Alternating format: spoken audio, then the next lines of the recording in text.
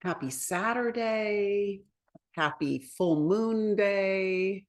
We have the full moon later tonight. I certainly felt the shift from the Scorpio moon. That was a that was a deep Scorpio moon. I don't know how you all felt it, but that was a deep Scorpio moon.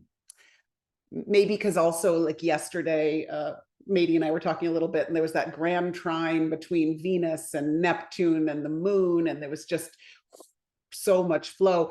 I wouldn't say it was bad. I would say it was actually like I experienced it as a real like deepening and dissolving and shedding and flowing and it's like when the moon's in Scorpio, you don't have a real tolerance for anything other than the deepest truth, right? Anything other than the deepest truth, and you just have to go there. And if that, however you are, you know, there's the capacity to show up so much more authentically, yeah.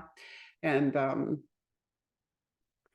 so it was a powerful day for me yesterday, and I'm sure for many of you. And then yes, the shift to Sagittarius. I was thinking my little son has been away on a whitewater rafting trip with his 8th grade class. They're graduating, right? And I was like, oh, you know, whitewater rafting is the perfect like thing to think about with a Scorpio moon, because they had a blast. You know, of course, as a mother, I was like, oh God, the moon will be in Scorpio when they're on the river. You know, it's like, you know, how we do these ridiculous things to ourselves. Scorpio, this is terrible. You know, and meanwhile, they send all these pictures back and they're like having the time of their lives. They're just like, you know, they love it. They're so happy. And I was like, oh, that's perfect. Like, what a way to use Scorpio. What a great metaphor to just like get on into the current and then come out the other side and be laughing hysterically wet and you know, like looking at each other like we made it through that. You know, I mean, and then also feeling kind of badass too, feeling a little stronger somehow, right? Feeling a little like we navigated that, we can do it. And so I'm curious. I'm going to be very curious to hear what he has to say about it all when he gets back. We made it through is so Scorpio. Yes, Bruna, it is. Anyway, so today is the full moon, and we'll just take a peek at that in a second. And I'm excited about today. We've got some really great aspects to look at. But let me start with a beautiful poem by Ada Limon, Limon, and she was the poet laureate. She's just an amazing poet. And very, very Scorpio as well. And even this poem to me feels quite Scorpio, or feels quite the water element. So it's called The Quiet Machine. Quiet Machine. Let me do one more thing. Okay. I'm learning so many different ways to be quiet. There's how I stand in the lawn. That's one way.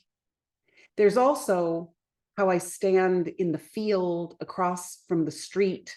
That's another way, because I'm farther from the people and therefore more likely to be alone. There's how I don't answer the phone, and how I sometimes like to lie down on the floor in the kitchen and pretend I'm not home when people knock. There's daytime silent when I stare, and a nighttime silent when I do things. There's shower silent and bath silent and California silent and Kentucky silent and car silent. And then there's the silence that comes back 1,000,000 times bigger than me, sneaks into my bones and wails and wails and wails until I can't be quiet anymore. That's how this machine works. Isn't that so good? Oh, I don't know. I guess, I mean, I'm such a person that loves quiet. And so that incredible image, like makes me want to go do it right now. You know, how I sometimes like to lie down on the floor in the kitchen and pretend I'm not home when people knock. There's something about that, like the cold floor and the And there's another poem. Who is it? Oh, goodness. Oh, it's another great poem about how she hides when she's at the grocery store. She's like, she's invisible, and it's all about saying no to any invitation. And it's a very sweet poem. But anyway, I just, that first line, I'm learning so many different ways to be quiet. And I kind of just love that for us too, from a emotional internal perspective. Like, it's not just be quiet, it's not just not talk, right? It's like how to be quiet inside, how to be quiet. And I was even this morning, I was in bed and I was, and my husband was like, what is wrong? And I was like, oh, nothing, and because I had been taking these big, deep breaths, right? I'd been like, and what I was really doing is I was just kind of letting a thought come, or like a feeling or a thought come in. And then I was like, let it go, let it go, let it go. And so every let it go was just this big breath. And he was like, something's very wrong. But for me, I was finding it very calming because it was just pouring through and quieting inside, right? Oh, this is good, Amber. I love that. At our house, we always say space and silence is how we stay in love with each other. I think it's true. I think it's true. Oh, Erin said that. Okay, good, good, good. All right, so that's our poem for today. Let's take a peek now at, I want to show us the chart of the moment. Okay, here's the chart of the moment. Okay, here's another funny thing to tell you. I was with a client yesterday. Maybe she's even on, but anyway, I was with a client and she said, Heidi, the yellow around the chart is anxiety producing. Can you please change it to color? And I was like, you know what, you're right. It's so much nicer to have a blue little chart. So anyway, now you have blue charts. You won't have them on the aspects, but you'll have them here. And I do think it's more calming somehow. But here's the chart of this moment. And by later today, at 8:45, or what is it, 8:42, we will have 13 degrees and some as the full moon. So, of course, find where that is in your chart, right? So if this was your chart, if this was your birth chart, the full moon would be occurring in the 4th house and the 10th house, right? Because of the 13 degrees, Sagittarius is right there, and the 13 degrees Gemini is right there. So there's the full moon, and you can see the moon moving into place. So so find that in your chart. Those are the areas that are lit up, the degree, by the way, for this, oh yeah, the Sabian symbol, and Bruna shared this in a newsletter recently, but the Sabian symbol for this full moon is the pyramids and the Sphinx. And what I really love about it is just that the sort of title around it is Reclaiming Old Teachings That Pass the Test of Time. So what is astrology but that, friends? Reclaiming old teachings that pass the test of time. And it also is listed as old knowledge, right? So I think it's really like any Gemini Sagittarius polarity is about what are the teachings that last? What are the investigations that we dive into that create the greatest scope for us? When do we get too lost in the minutia? And when can we hold the big vision? And can we do both? And, the whole Gemini Sag thing is about, I would also say, like, what is the current story of our lives right now? I mean, I think that's a good full moon question. Like, what is the story you're telling yourself now? What is the story, if you were speaking of yourself in the 3rd person, right? Like, what is the story of your life? And yeah, I mean, I always think of like the words, the language we choose, the stories we tell. Jolie, look at the 4th. Yeah, absolutely. Look at the 4th and 10th house if this were a birth chart, or whatever house it is. But then, yes, look at the 13 degrees and see if it lights up anything in the chart. See if there's anything else there in your chart that it's lined up with. So is there anything in Gemini and Sag right around 13 degrees? Is there anything Virgo, Pisces around 13 degrees? Is it squaring it? So yeah, absolutely look at the planets as well. But it is interesting just to see where you might be feeling this full moon? You know, is it right in the heart of your home?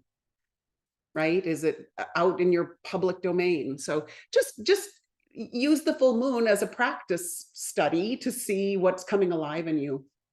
But what I would like to point out is I'd like to point out the exact square. Did you notice this? The exact square that is happening right now between Saturn and the moon, which gives us a learning opportunity because we're studying the moon in aspect today. And this is 7 degrees, exact square. Also, a very, very, very close trine. Okay, so there's 7 degrees Sag, and there's 8 degrees Leo. Okay, so in the spirit of, let me do this, in the spirit of continuing to get us to think about ways to play with these aspects, I want to do this. Let's see, maybe we'll get rid of this and we'll open this. So just for fun, last night, I was just like, all right, let's take that square. And instead of making it this really intense, like internal mental exercise, just like I showed you last time, I wrote something different, but this is another way. Just start scribbling on your page and make it almost be like a, you know, I don't, what do they call them? Like a mind mapping, okay? So look, I mean, I just started with the moon and I wrote a few things about the moon, right? So I'm like, okay, the moon, what do I know about the moon? I mean, I wrote a few things from the past, my tendencies, how I feel. So I just started with one tiny piece. So you put your moon there, right? Okay, it's in Sagittarius. Like we're going to do A plus B plus C plus D. It's in Sagittarius, which is expansive, which is restless, which is hungry, which is optimistic. Okay, all right. So I'm starting to put it together. I have these tendencies that are expansive. Okay, it's in my 4th house, which is the home, which is my child self, which is my body. Okay, let's just get these things out on the page, right? Then we add in the square. So there's tension or creative friction with what?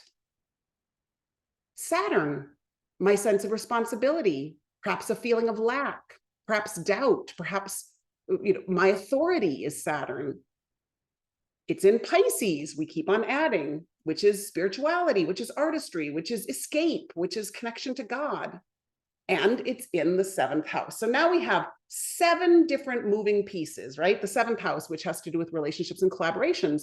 So what I just started to do is like, okay, let's put it all together. I feel, which is a moon word, expansive, which is a Sagittarius word, in the body and emotional nature. I feel emotionally expansive. I want freedom, Sagittarius word, adventure, Sagittarius word, but, which could be a square, by the way, could be a square word, but could be a square word.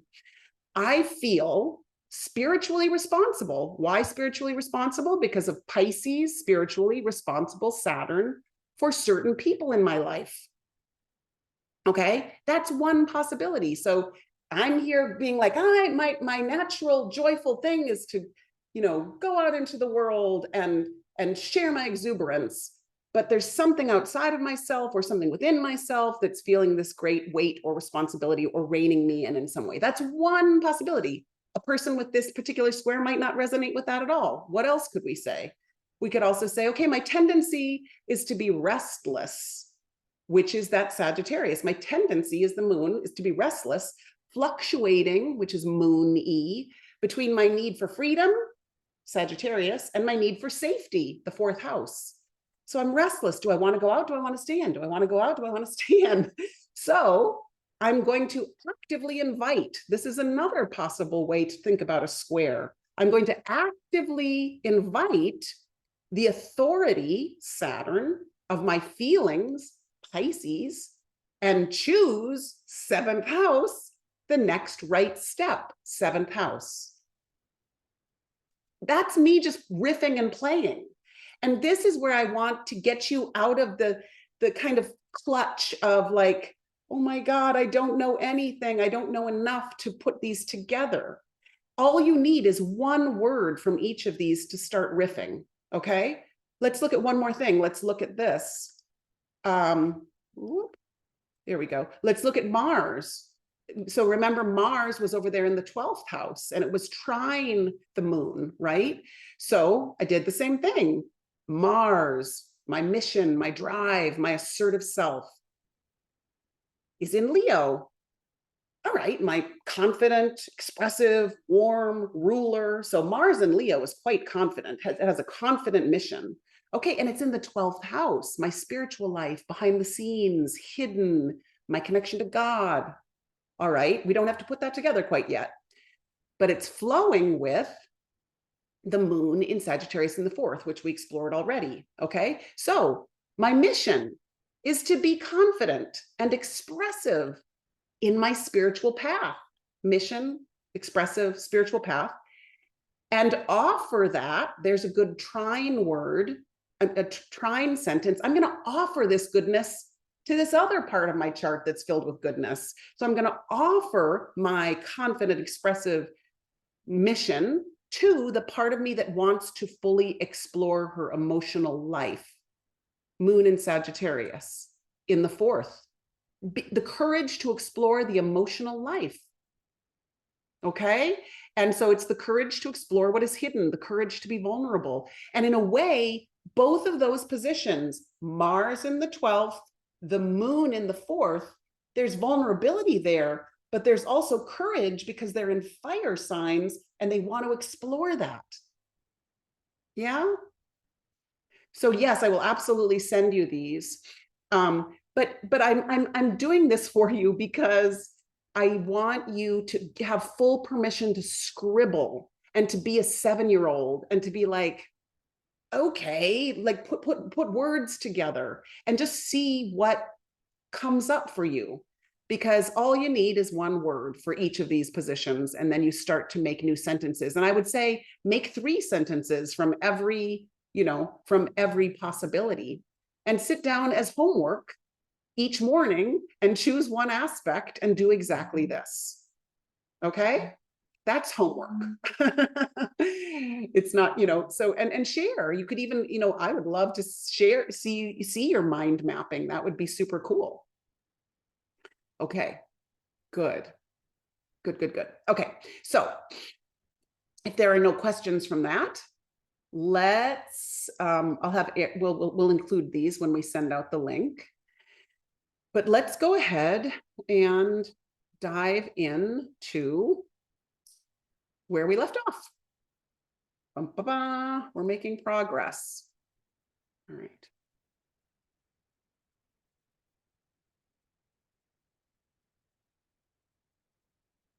Okay. Here we go. Okay. So now we get to some some juicy territory. This is very, Moon Mars is juicy, and it's the emotions, Moon, married to or in connection with or having a conversation with your passion, your personal drive, your mission, your anger, your assertiveness, and so when you mix the emotions and the stirred self, you get some interesting things happening. So of course there's a passionate feeling with the moon and Mars. You can also have tremendous aspiration, like the Mars can stir up the moon in the most wonderful or trickiest ways. Okay. It's confident. It can be very confident. It can be motivated by or for family. Why? Because we're making the moon the family position. So there's motivation around the moon life. Okay. Again, strong combative response, easy ignition, right? Because the moon is it's immediate, it's spontaneous. So an easy ignition of feelings. There can be emotional agitation. It can be quick tempered, boom, reactivity, boom. There can be fighting in the family. There can be rebellious emotional life. But there's a spontaneity married to your mission. There's a spontaneity married to your passion. So you can see how it could go awry, and you can see how it could be incredibly juicy. Yeah. So let's dive right in. And look, Malala, this is so perfect, right? Malala, and you got to look at this, like talk about a mission. Here's her Mars in Libra. So Mars in Libra is the warrior for peace, the warrior for right relationships, the warrior for harmony and balance, the warrior for girls get to go to school, please, right? I mean, and there it is next to the moon, which represents the feminine in some ways. And she is more passionate than most, let's put it that way, right? And there it is in her house of values. And so this is a moon Mars that's stirred up in all the best ways. Like, I will fight for this. And what I've been noticing, and I'll show you in some of the other charts, is like sometimes you have that stirring up, but then you also have the Saturn. You can see the Saturn there, opposite her moon as well, which brings in that maturity and brings in the balancing, so it's not out of control, right? So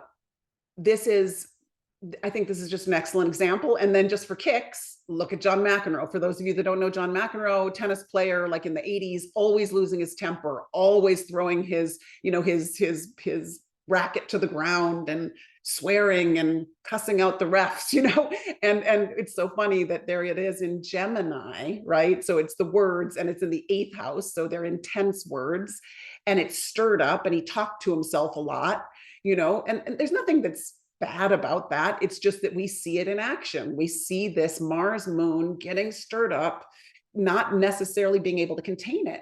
And look at this, whereas Saturn is opposite this for Malala, Jupiter is opposite that for McEnroe. So you could even say that the Jupiter might magnify this.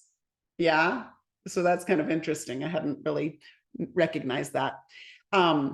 So the question about the Gemini 11 degrees and Mars 25 degrees, it's a wide conjunction, but you know what? If you feel it, you feel it. 14 degrees, that would be a wide conjunction, but they're in the same sign. So feel into it, whether you consider it to be stirring in this way.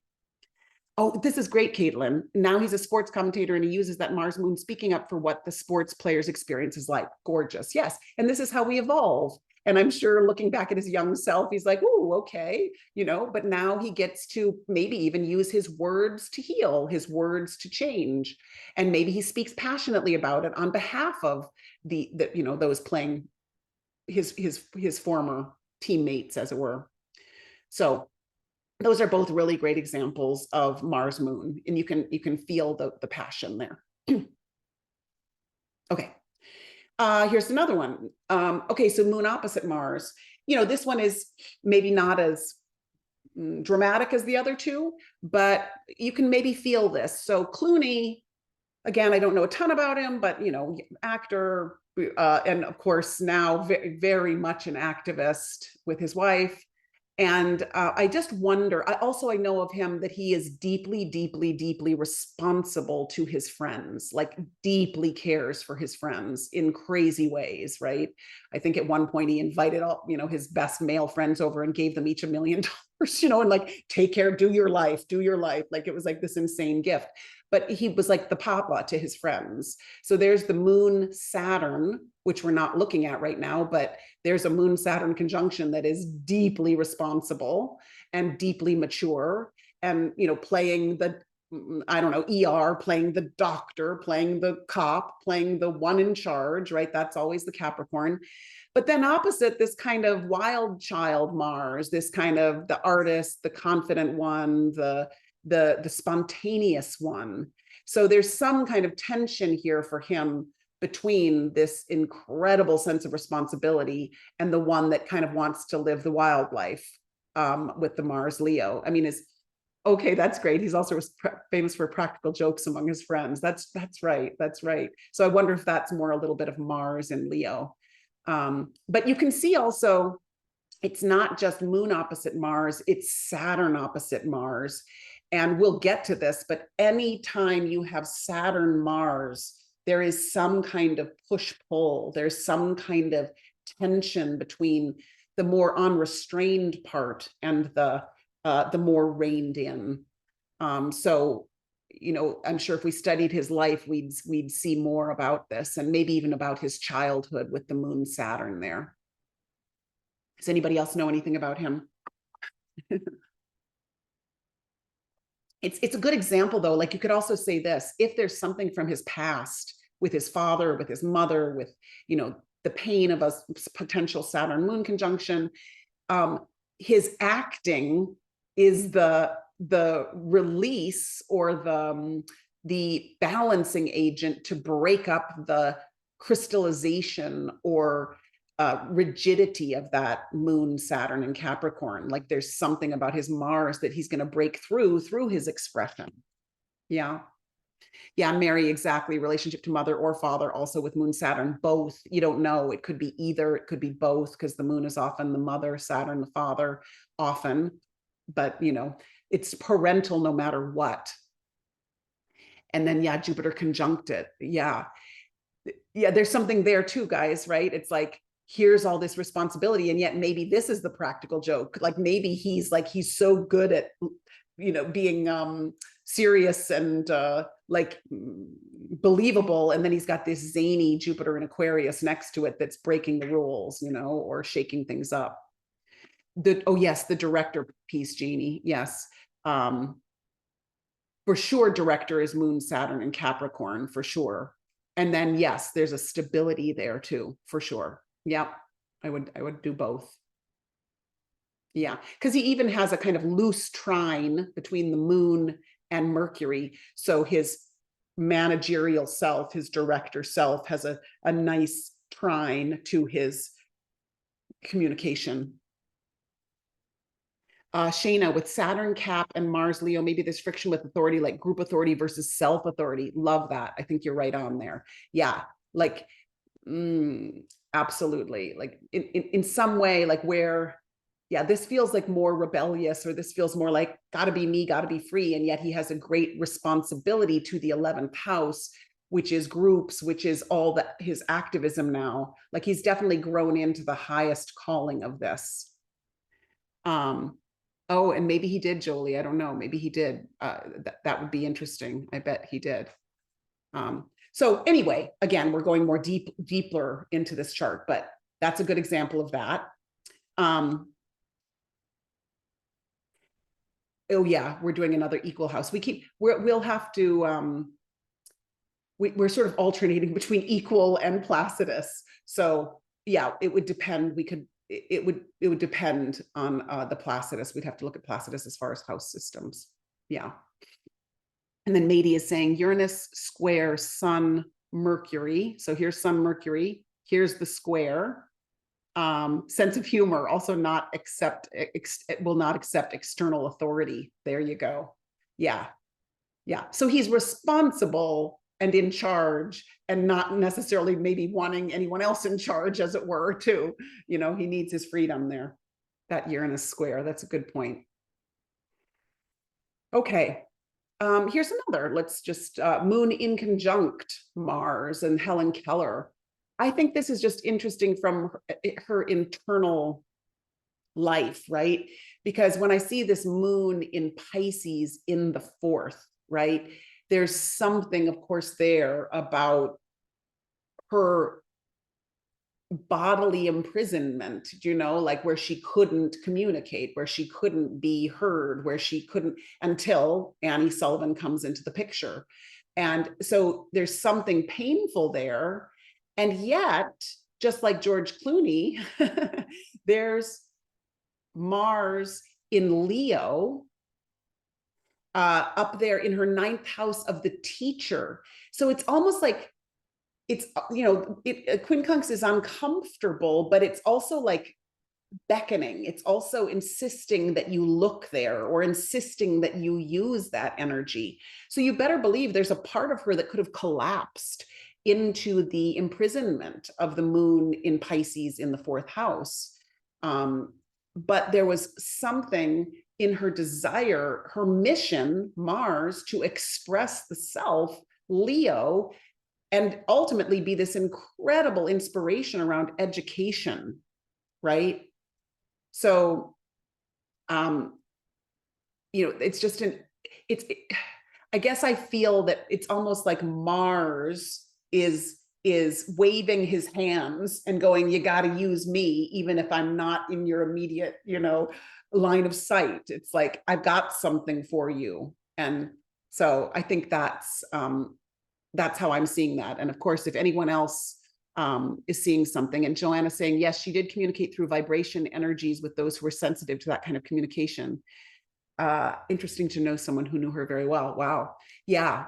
Yeah, absolutely. There was something, I'm sure, at a subtle energy level that was going on there. Also, Uranus, well, that would be a wide opposition, but still, in this case, I might use it. Here's Uranus at 5 degrees Virgo.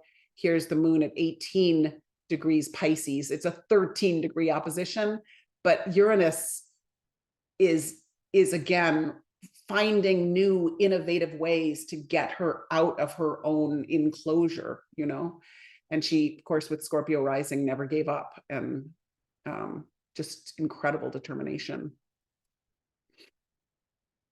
Mary saying the square on her descendant pretty intense with Pluto and Chiron there. Yes, the square to the Mars, Chiron Mars, yes, and then a sextile with. But this is interesting. The Chiron sextile, the moon, is like she became a kind of conduit, a kind of natural healer. There. Is that Mady? No. A sort of, that was her own connection to the divine in a way, as Mady likes to talk about with Chiron. Good. Okay. It's good. It's good to just be looking at these charts and practice, like, what's the first thing I see after we identify the inconjunct or identify the aspect, like, what's the first thing I see?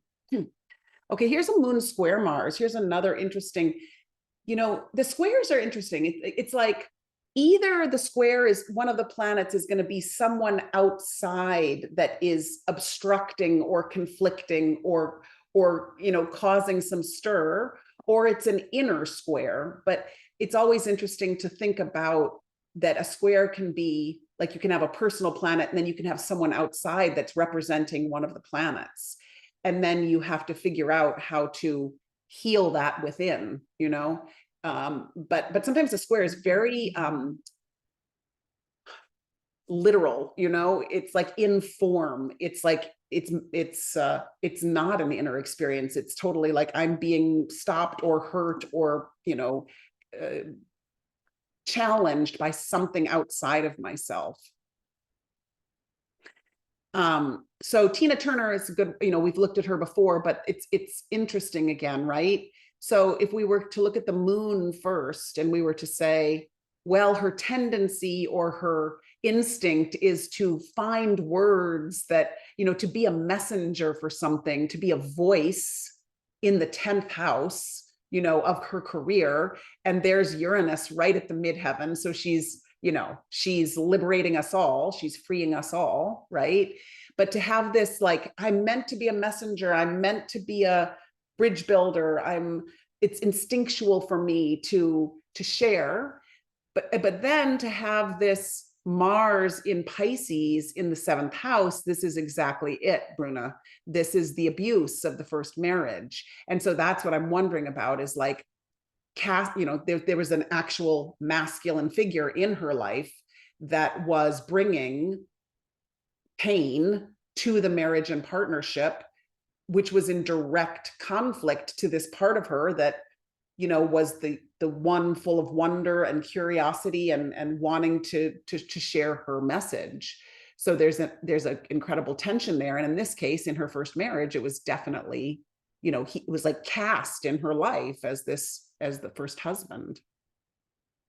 And of course, Mars and Pisces in the 7th house can also be someone that really fights to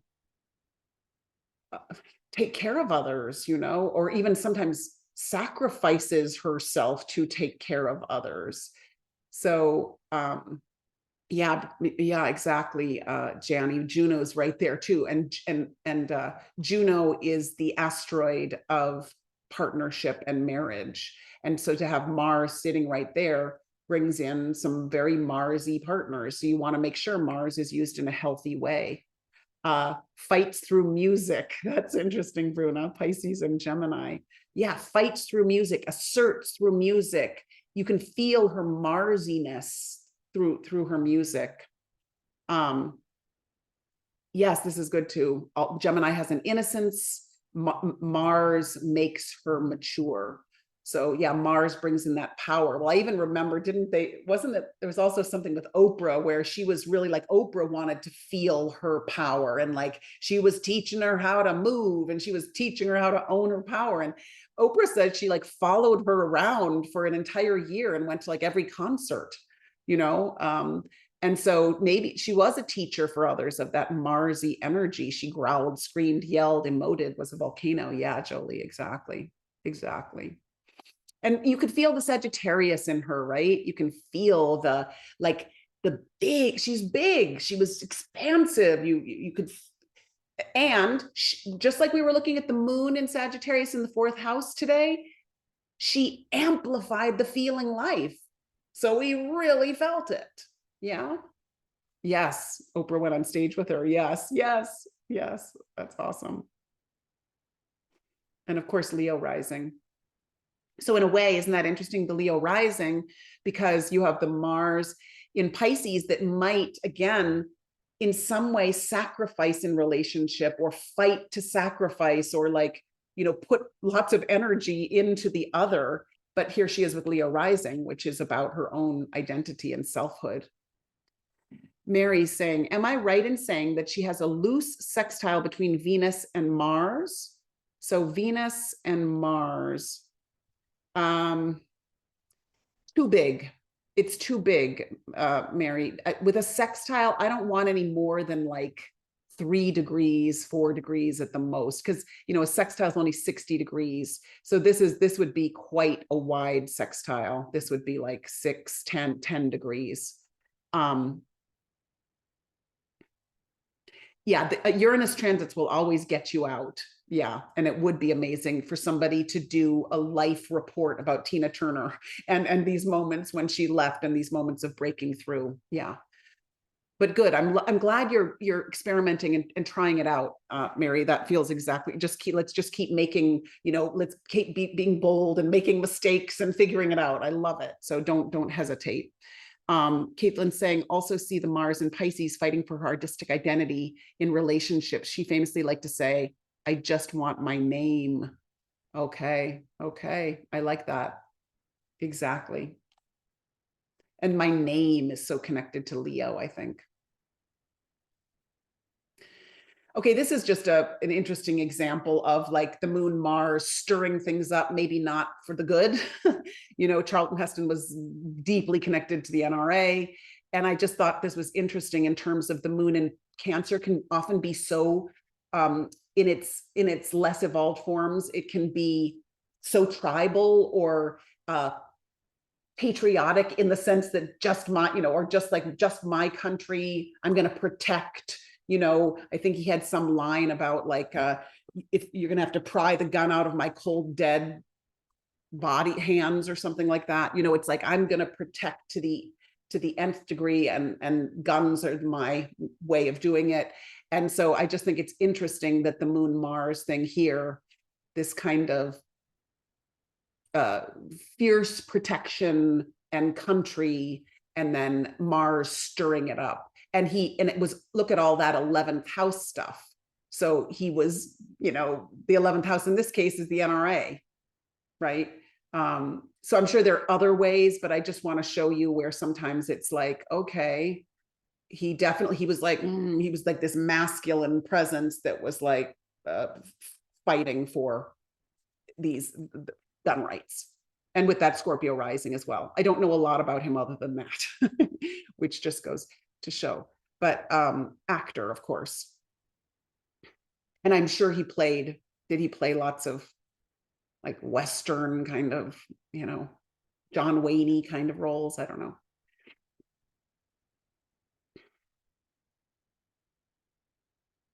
Yeah. Okay. But that's, I'm just saying that a sextile, isn't always for the good. A sextile might be, oh, we're working really well together, and it might be not, it might not be for the best ends. And again, here's another example, Moon trine Mars with Donald Trump, and he's just such a good example of this.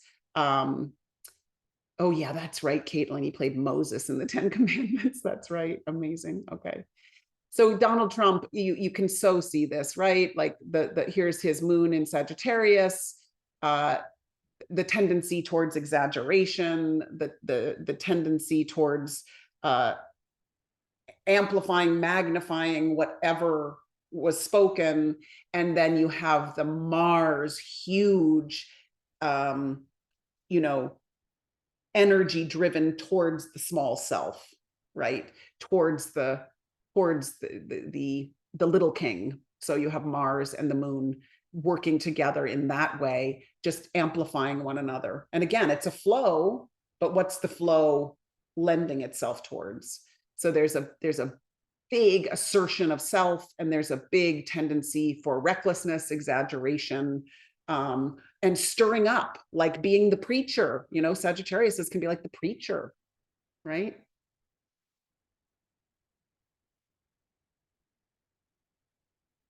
Good.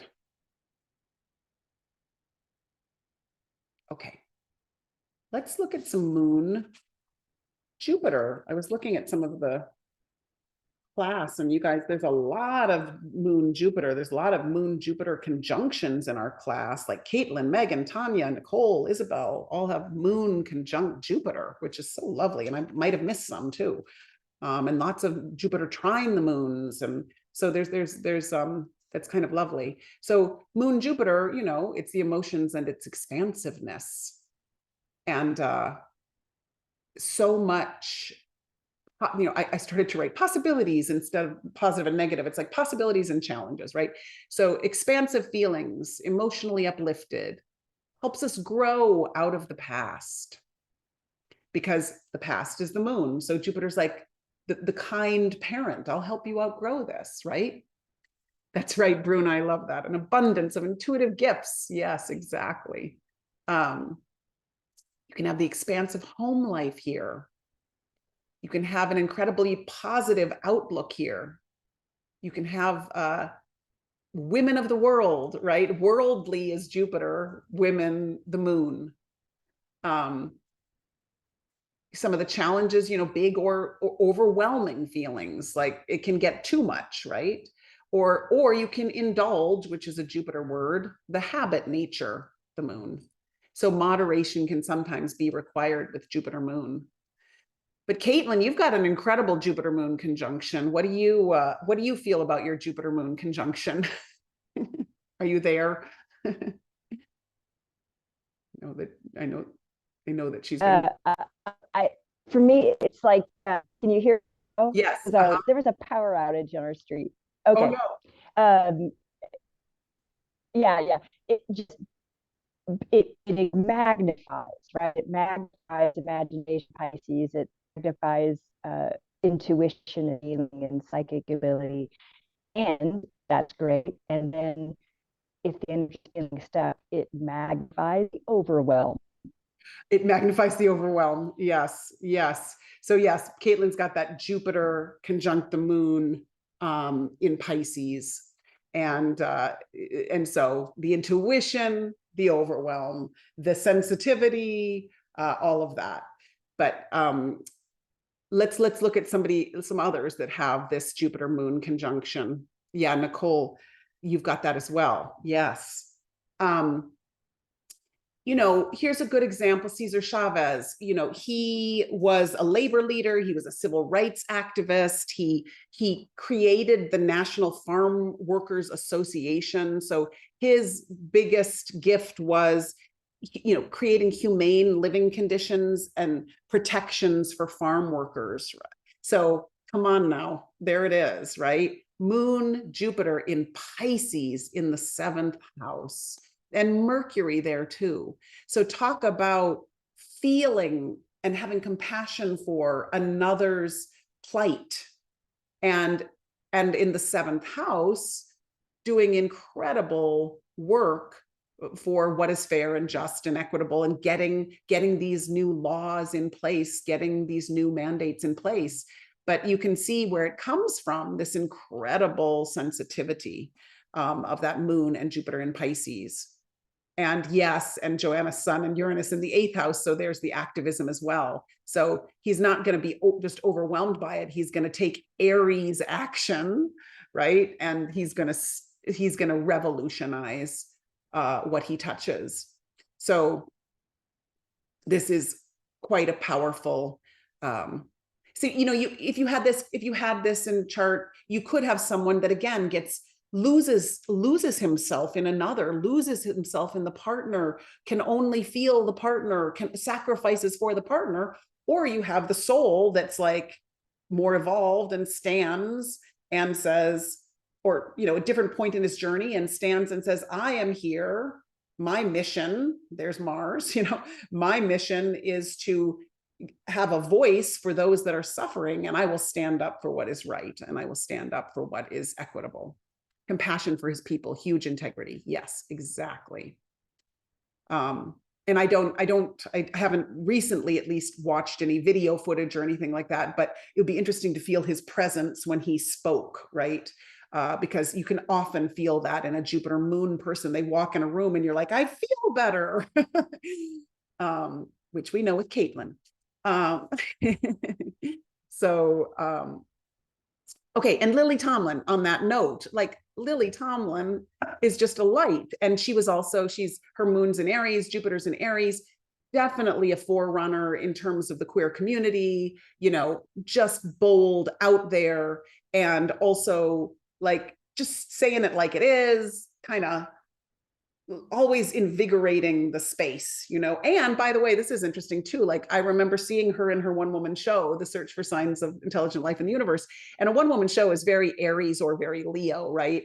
And there she is with her moon in Aries, like, I'm going to do this solo. And Jupiter's like, and it's going to be fabulous. And it's going to, take your career to new heights, right? So this is really just a daring, bold, uplifting combo. But then isn't that fascinating that she has Cancer rising, right? So there's that beautiful, again, the beautiful divine masculine and the beautiful divine feminine dancing together. Oops. And there's something about, hang on one second. I'm having, it'll give you some breathing room. Okay, there we go. That's what I need to do. Anybody else know anything about Sweet Lily Tomlin? Of course, it'd be so fascinating again to look at her stuff when she, in the last 7 years, going back and doing Grace and Frankie and all of that.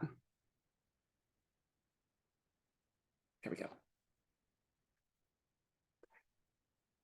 And does anybody who has this have anything to say about it, or this Jupiter moon conjunction?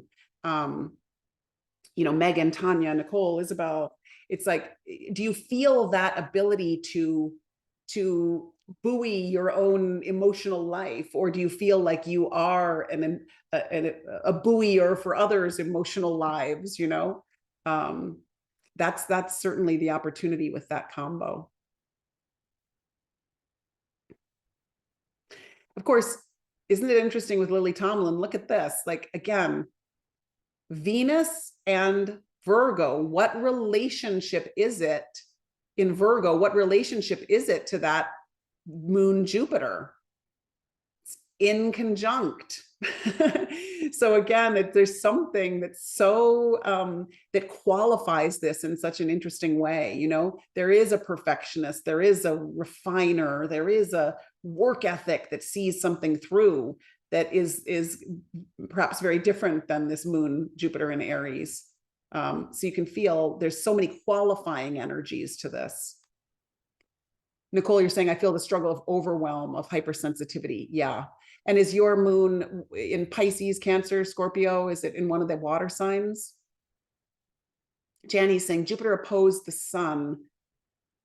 You have Jupiter opposed the sun. Okay. Tension to truly embody that expansive feeling. Yes. When Jupiter is opposite the sun, let's say, or even sometimes opposite the moon, again, you can sometimes feel it as you maybe cast somebody as that role in your life. Well, they'll be the Jupiter in my life. I won't be the Jupiter in my own life. They'll be the Jupiter.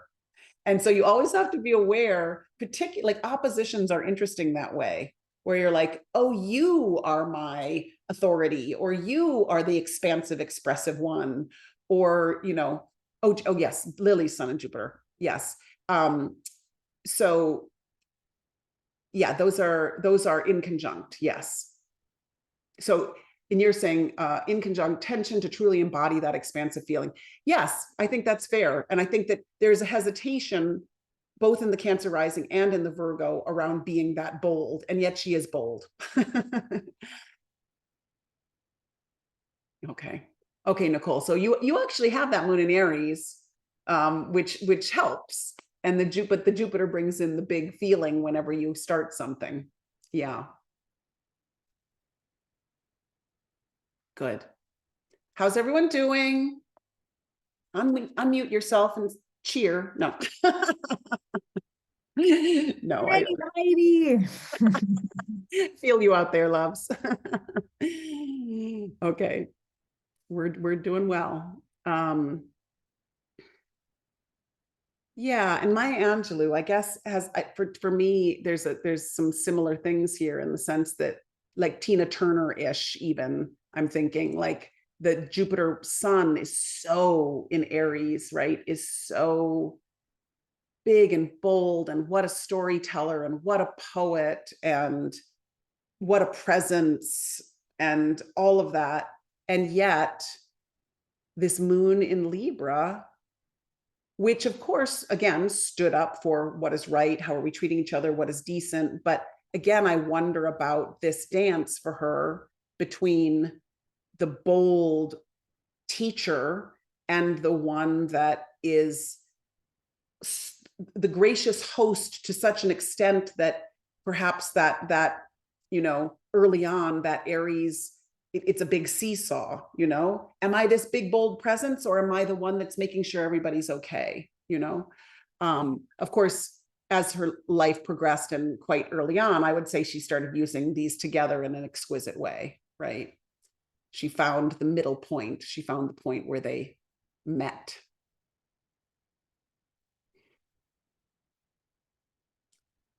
She was also known to never curse because she believed in the power of words. This feels very moon in Libra. Absolutely. About choice. Yeah, absolutely. Moon in Libra opposite the sun, like the moon appraising being objective to the ego. Yes, yes, absolutely, Caitlin. Mary, did you have a question? Really quickly, it's actually back on Lily Tomlin's chart. If you don't mind, Please, yeah. something so fascinating to me, and I just wanted to quickly ask and see if what your take on it is. I think it was the last class, and I had asked Bruna about this, but curiosity about Chiron just being directly on her ascendant there. And her whole kind of, I know a little bit about her one woman show. I really love her. And it's interesting because a lot of her life story and her relationship with her mother is very interesting.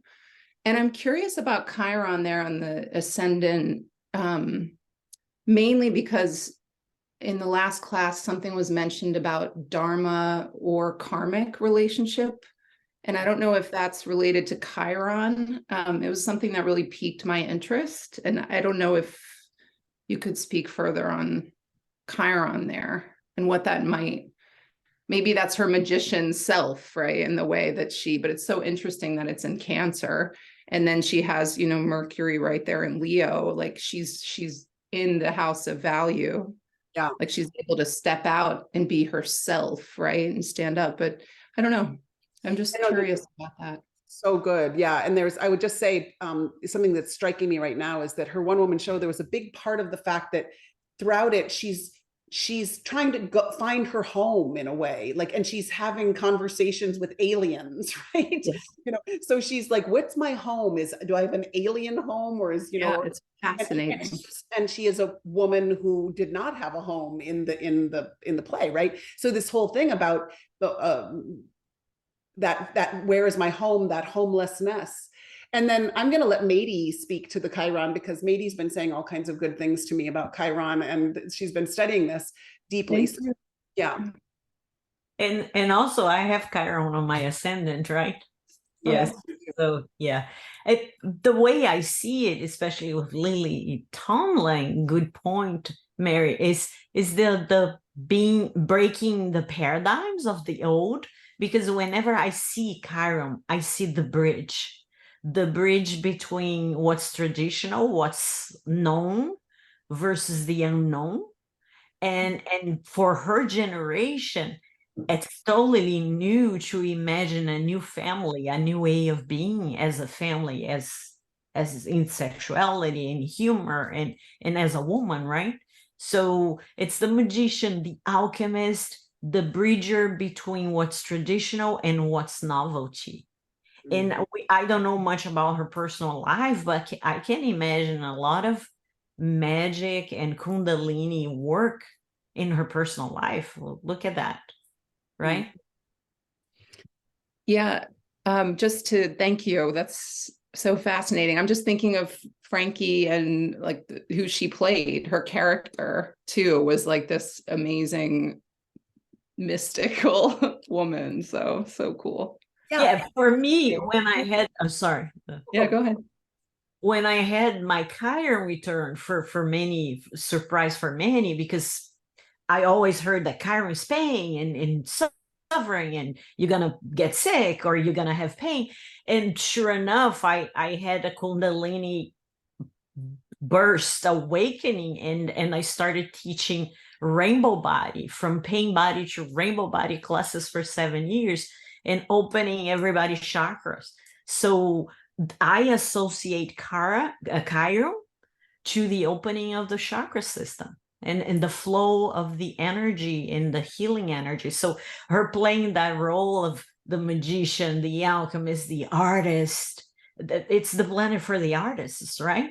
And in the show, and look, the paradigm between the traditional Jane Fonda is the traditional, right, old school Saturn representative, and she creates that bridge between the Saturn and Uranus new. I was going to say that I feel like she's been such a they've probably been great healers for one another, but I feel like she's been such a great healer for Jane Fonda, and also like healing for all the ways that the feminine can express, you know? Yeah. I'm glad you asked that, Mary, and I'm glad, Mady, that you spoke to that. That's really, this is, you know, if you're going to look at Lily Tomlin's chart, that's where you go right away. That is right there. So you've got to address that right off. And you can't help but immediately go to the fact that she has been a healing presence and a bridge to the divine in many ways. So yeah. Very good. Okay. Okay, let's go on. Speaking of fabulous comedians, Lucille Ball. And this one is an interesting one. She was such a spokeswoman for women again, wasn't she? Like, she really, like, when I feel like I saw some clip, was it her? But she would always speak up for the woman in the room. She was an incredible business negotiator, right? Like, she ran things. And look at her moon and Jupiter, like moon in Capricorn, you know, talk about being in charge. Capricorn rising, moon in Capricorn. Isn't it funny too? Because like here she's loopy, you know, playing the most hilarious, fabulous, spontaneous roles, and yet she's got this incredible command, right? This incredible command. So there's the moon in Capricorn, and then sextile Jupiter in Scorpio. This is the ultimate, you could say, like the ultimate control collaboration, you know? And I just think I think this is just a reflection of the ease of power. Yeah. called up men for decades in the industry before me too. Yeah, I feel like I'm remembering, and maybe I'm wrong, maybe it was somebody else, but there was a talk show where there was a host that kept on going into the audience and putting his arms around the women as they were asking the questions. And she kept saying, take your hand off that woman, take your hand, like, and she did it like, repeatedly, you know? So there was some kind of really incredible power there. And then of course the sun in the 8th house. But you can see how a sextile isn't necessarily just, oh, funny, you know, like, oh, playful collaboration. It's like, oh, I've got, you know, you're there, I'm there, we can do this. It's like a great teammate or something. Yeah. Unafraid, Jupiter in Scorpio, sun in the 8th house, unafraid to like go deep, dig under, expose in order to move things forward, 11th house.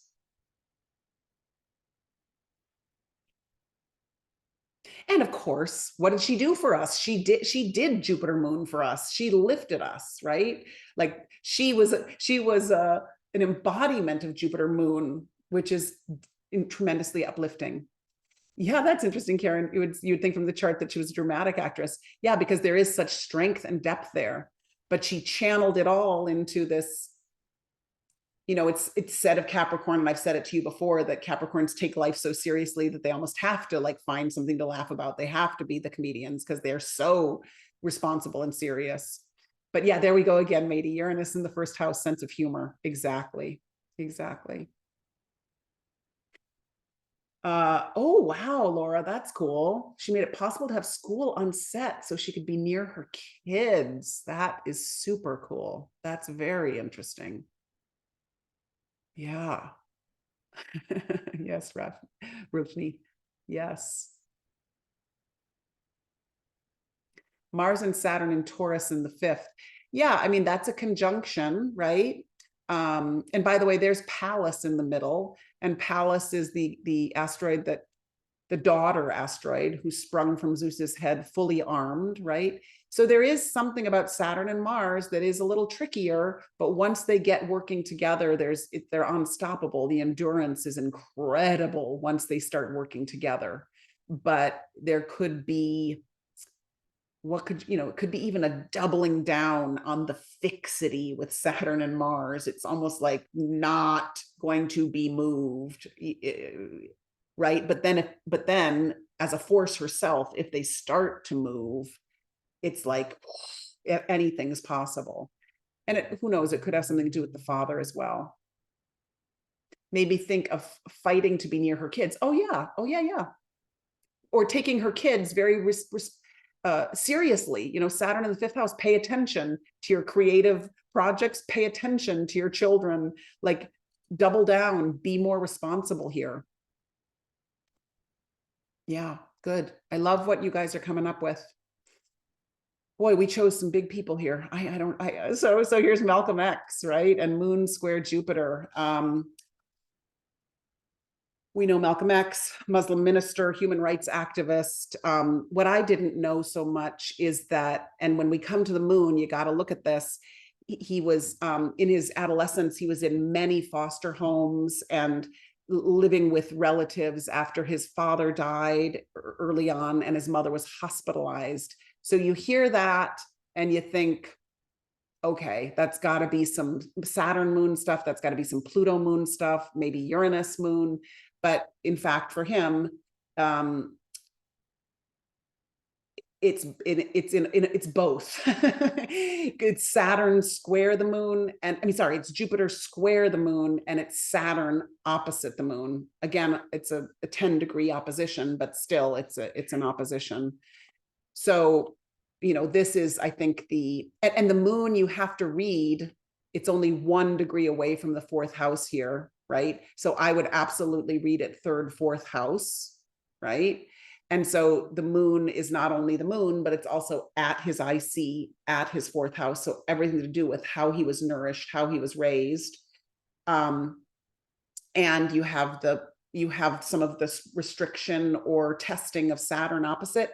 And then, then this Jupiter square it is interesting because he did go to jail too for a chunk of years when he was young. So maybe the moon in Aries, that more fighting part, that rebellious part, you know, was active. But then, isn't it interesting? Again, Jupiter comes knocking at the door in a way. And Jupiter in Capricorn in the first house says, come forth with leadership, come forth with responsibility, come forth with structure. Let me help you rein this in. It almost makes me think of the Aries Hercules myth, maybe. You know, it's like somehow like you killed your best friend was killed, you know, because you didn't know how to rein in the wild stallions. And then maybe a little bit of Jupiter in Chiron, Jupiter in Capricorn comes in and as the teacher, his own inner teacher, you know, or maybe he had a mentor with Jupiter in Capricorn. So it's a square, so it's uncomfortable, but maybe he was able to figure out, maybe this helped his moon in Aries. Any other thoughts about that from you out there? Again, another person you just have to rigorously study throughout all the different chapters of the life. You see Saturn in the 10th house, and you see someone that has to really step into that father role or that leader role. Like that's one of the possibilities with Saturn there. So much courage in that square. I like that. Yes, Bruna.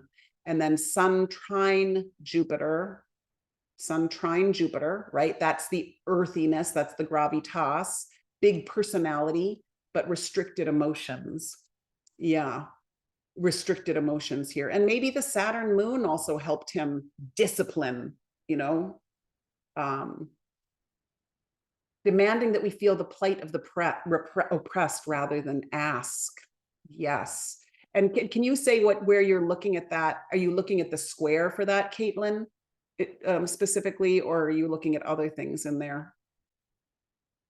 I mean, I see this tremendous drive and courage with Mars and Pluto there in Cancer. Again, kind of, go ahead. Yeah, and also the Saturn Scorpio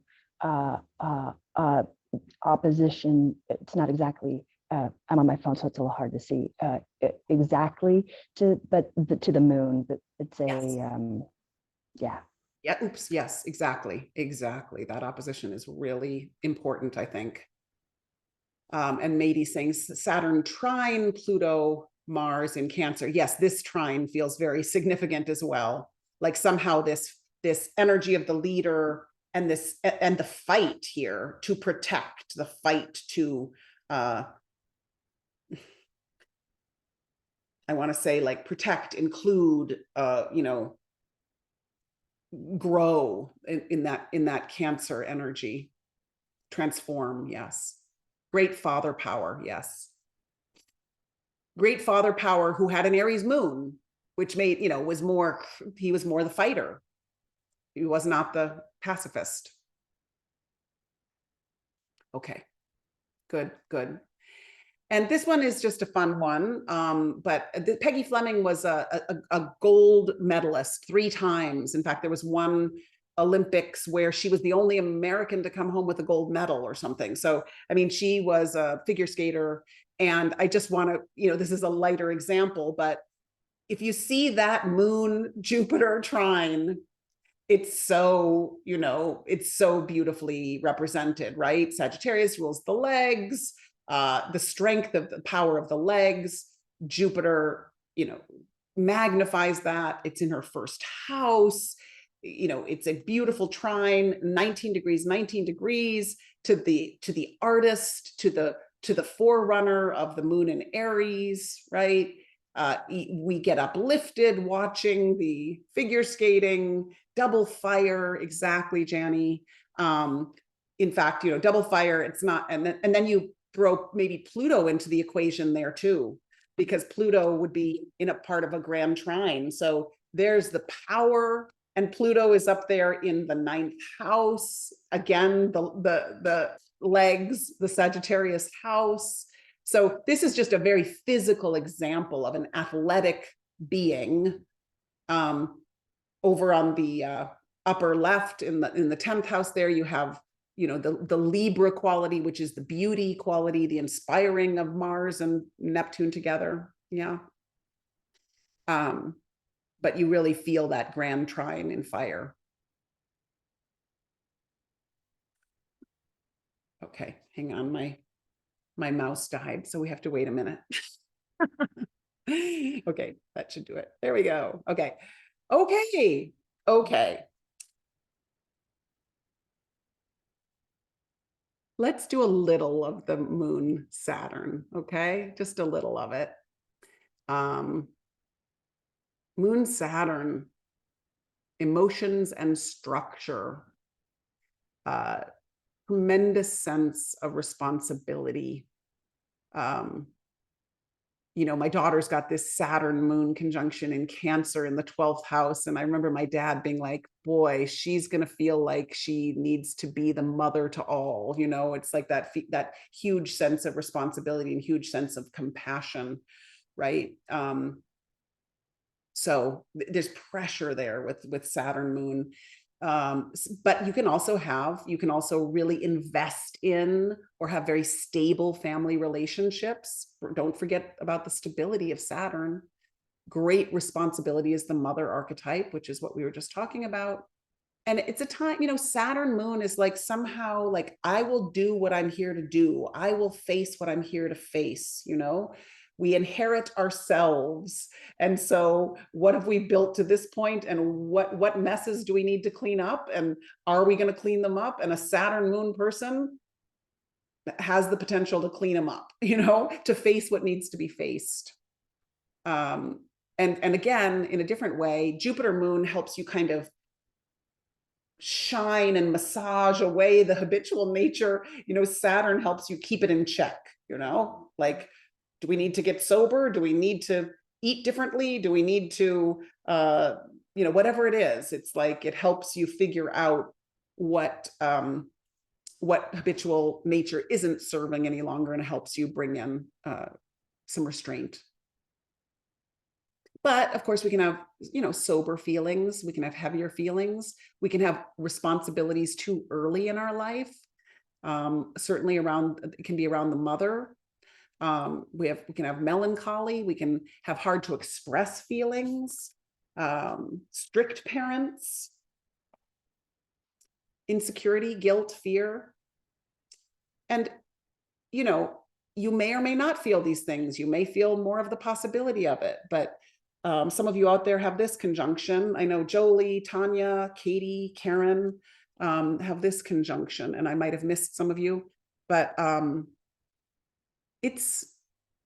you really do feel this incredibly strong. Okay. Now, again, I've chosen an interesting person for this moon conjunct Saturn. Shackleton, he was an Antarctic explorer, right? And he went to the Antarctic 3 times. He was an Anglo-Irish guy. And what they say about him is that when he wasn't on his expeditions, he was restless and unfulfilled, and he died heavily in debt. And, you know, it's like any other part of his life besides these 3 huge expeditions it felt like were quite painful. But I just bring it up because, you know, what does it take to go to the Antarctic when he went? Talk about being able to, like, survive. The body survives with very limited, you know, offerings. Like, you know, you have to restrain the habitual nature. You have to be able to survive with no food, no, you know, extremely cold, all of that goodness. Yeah, and Maddie, you know, what about Jupiter, Moon, Saturn, stellium? Yeah, so I always think about that, like, there are 2 voices in your ear, right? Like, on one hand, Jupiter can whisper and can, you know, maybe there's a very Jupiterian figure in your life. Maybe there's a very Saturnine figure in your life. Maybe you get the gift of both, which helps you grow more easily out of a difficult childhood. Or maybe, you know, it's like you just have to listen to both voices, and you have to see who shows up that embodies those, and you have to hear your own inner voices around it. It's certainly, anytime you have Jupiter and Saturn working together, they actually are quite powerful, because you expand and then you build the structure around it, and then you expand and build the structure around it. So it could be quite a good, quite a helpful stellium. Nguyen, yes, it can be a conjunction if the planets are in different signs. Absolutely. It just depends on the degree. That's where you got to start counting. Shayna, I have Moon and Saturn in the 11th house. And yes, what Heidi said, especially I want to stand up to and face people that are careless towards humanity. Shayna, that's so beautifully said. You really have a way with talking about astrology. It's quite deep and poetic. And yes, to stand up and face people that are careless toward humanity. And what sign is it in for you, your Moon and Saturn? Yes, that's right, Madeline. You also have Cancer. You have the Moon conjunct Saturn. Exactly. And you and I have talked about this. Scorpio Moon and Saturn. Okay. Okay. So you can feel this tremendous sense of responsibility. And in this case, he's the responsible explorer, Aquarius. Like, I mean, yes, Sagittarius is the explorer, but Aquarius is also like the one that goes the untrodden path, right? So you can just see this determination to bushwhack into new territory, right? So, and Venus and the sun too, his love, what he considers the most important is this Aquarian life. So he had a commitment, the Moon and Saturn, to the Aquarian life, but maybe he felt quite heavy even doing it, Saturn Moon, I don't know. Yes, okay. And so Shayna, yes, the Capricorn Saturn and Aquarius Moon, the commitment to the group, very strong. The commitment to community. Okay, let's just look at a couple of these. I brought Dana Patrick back in. Remember, she was the race car driver, but I brought her back in because remember we were talking about the new moon in Aries. We were talking about the sun and moon conjunct and like go, go, go. But there's no way she would be doing what she's doing and succeeding as she's succeeding if she didn't have Saturn opposite. Because the Saturn opposite the moon is what creates the structure, is what creates the right timing, is what creates all of that. So you could think of it as the perfect gas and brakes, or there's something about the wild child here, but there is a containment here. Now, granted, the Mars is also opposite the moon, but that Saturn certainly helps. Yeah. I just wanted, sometimes it's fun to bring a chart back in, right? That we've started to look at because there are voices that help qualify. And then, Barbara Walters, such a cutting edge journalist, and everything in this opposition is about storytelling and journalism, right? Because she's got the moon in Gemini in the 9th house, in the Sagittarius house, and she's got Saturn in Sagittarius in the 3rd house, the Gemini house. So already that's connecting these two planets. They're already enmeshed in a way. It's not like they're so different than one another. And I think it's just about, she's a woman that throughout her entire career said, and yes, I will be cast as an authority in this. And yes, you will listen to me. And yes, I will, the authority is not outside of me. It is within me. And I will be a messenger that has gravitas. I'm sure there's something here with her mother. I don't know the story, or her body. Is somebody, both female forerunners in their career. Exactly. Yeah. Yes, exactly. So it takes a certain amount of maybe Saturn in relationship to our moon, no matter whether it's a square or an opposition or whatever, maybe it's Saturn's knocking and says, you have access to your authority. Will you breathe it in? Yes, this is probably Silvana. This is probably exactly right. I've heard she felt extreme guilt about not spending time with her kids. So there's the pain of her own mothering and the cost. Yeah. look at this, look at Mars and Mercury exactly trine her moon, right? So here's all of her cutting edge interviews, right? Mars, Mercury, unafraid to tell it like it is, but also with the Libra kind of a little bit of the host kind of grace, you know, and then lending all that power to the moon in Gemini. Oh my God, that's so funny, Caitlin. Barbara Walters was briefly a Playboy bunny. Where do we see that, friends? Where would you see her Playboy bunny self? Maybe here, maybe Venus and Leo. Yeah, there you go, Karen. Yeah, that's funny. It would be interesting to know what year that was, like what was being lit up in her chart. It could be a little of the Uranus in the 7th, yes. Nicole, is the mothering piece the moon? Yes. Always when you think about mothering or the mother, one of the first places to look is the moon or the 4th house. It's not the only place, but that's one of the first places to look. She was such a diplomat, right? That's Libra, and made all the interviews feel, you always feel comfortable. Yeah, exactly, Krista. All that Libra in a beautiful relationship to her Gemini moon. And Ceres right there, Mady is saying, this is the asteroid Ceres, which is the mother asteroid. So talk about like big mama journalist energy, you know, big Jupiter, mama Ceres, mama moon, journalist, Gemini, 9th house. And probably, you know, didn't she? I mean, I'm sure she did. Yeah, a ton of traveling, the correspondent energy, like that's all the journalist who sees the world.